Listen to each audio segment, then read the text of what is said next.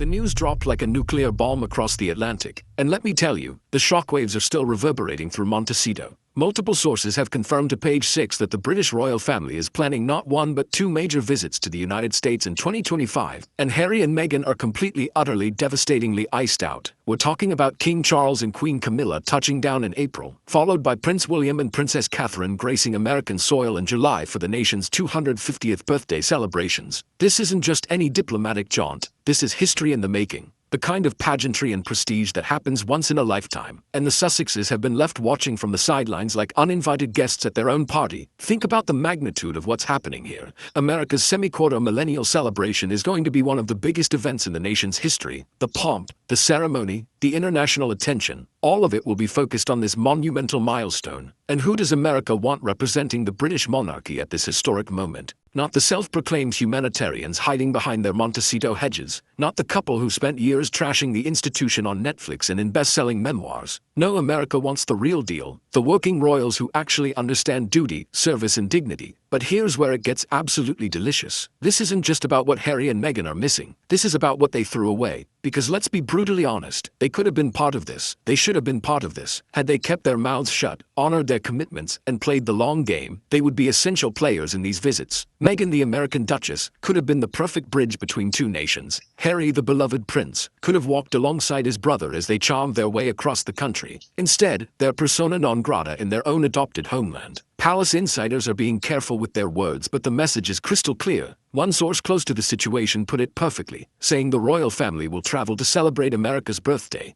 and conspicuously, the Sussexes won't be anywhere near the guest list. Another insider was even more brutal, questioning whether they really belong at events of this caliber anymore. After all, Harry has allegedly become a pot-smoking pay-for-play royal speaking at Hilton's, and Meghan has been reduced to what one commentator brilliantly dubbed a jam influencer. Do they really belong on the same stage as the King of England and the future King and Queen? The answer apparently is a resounding no, and that snub, that very public, very deliberate exclusion is about to explode into the biggest royal scandal of 2025. If there's such a thing as catastrophically bad timing, Harry and Meghan just won the lottery. This royal tour announcement lands at precisely the moment when the Sussex brand is circling the drain, gasping for relevance, desperately trying to convince anyone who will listen that they're still important. For months now, they've been scrambling to position themselves as American power players, philanthropic forces, Hollywood insiders who matter. And in one swift announcement from Buckingham Palace, all of that carefully constructed illusion has been obliterated. Let's talk about where they actually stand right now. Netflix, the streaming giant that handed them a reported $100 million